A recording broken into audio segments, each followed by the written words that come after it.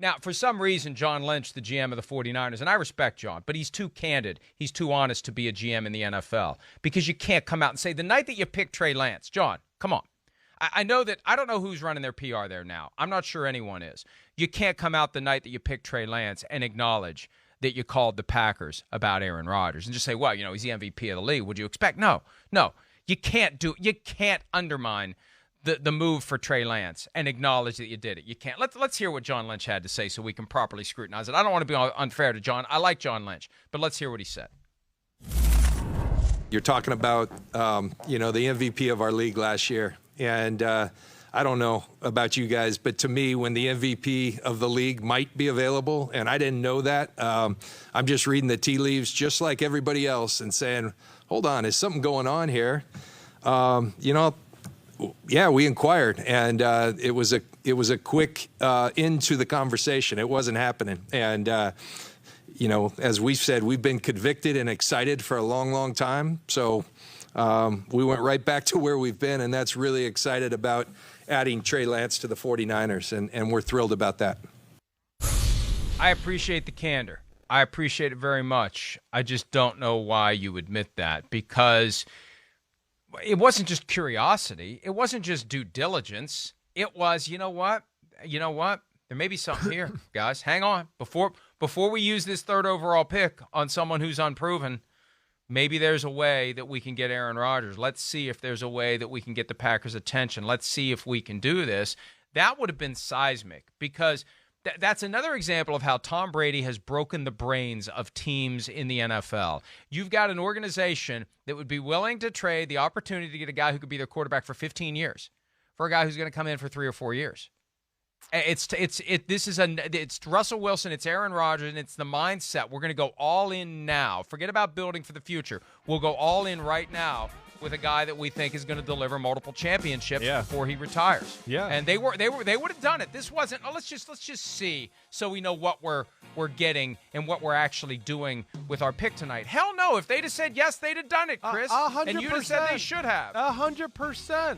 100%, because maybe a 15-year career in a franchise quarterback. Maybe. It's an iffy, very, very risky reward pick in Trey Lance. I don't think a lot of people would really disagree with that statement. It's a risk reward. It's a boom or bust prospect. So you have that we could have Aaron Rodgers for 3 or 4 years at playing at top 5 quarterback level. I think you take that. Mike, it was already out there by the time the press conference had happened about the 49ers, the Packers thing. I think the right thing. We're not talking about anybody who's under contract with another team. That's all he had to say.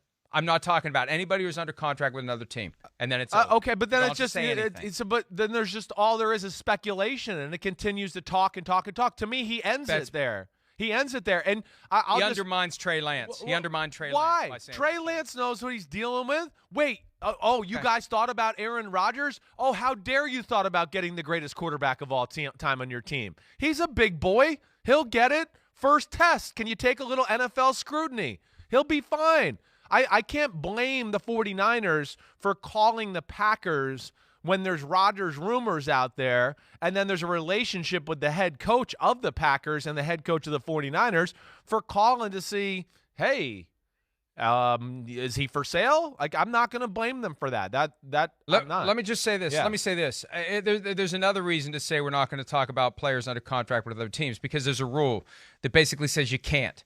And he may have said enough last night. If the NFL actually cared about the tampering rule that's on the books that only gets enforced arbitrarily whenever they feel like they want to go whack someone because so many teams violate it, he kind of did. He kind of did. What part?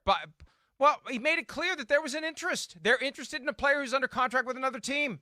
They acknowledge publicly their interest in a player who's under contract with another team. That is a textbook violation of the tampering rules. And the only thing that's going to save the 49ers is the NFL doesn't care about their own rules. Well, what do you mean? You're allowed to call teams and you're not allowed to say it publicly. Chris, I can read the rule for you. You're not allowed to publicly express interest in a player who's under contract with another team, which is what they did. I don't want to get too far into the weeds. My point is, I would have advised strongly before that press conference begins. Anybody asks about Aaron Rodgers, we're not going to talk about players under contract with other teams. That's a violation of the tampering rules. Then you don't have to get into it. You can focus on, we're here tonight to talk about Trey Lance. This guy's our future. This is the guy we wanted. We're not talking about anybody else. We can't talk about anybody else. We're talking about him. I just think that would have been a better way to go.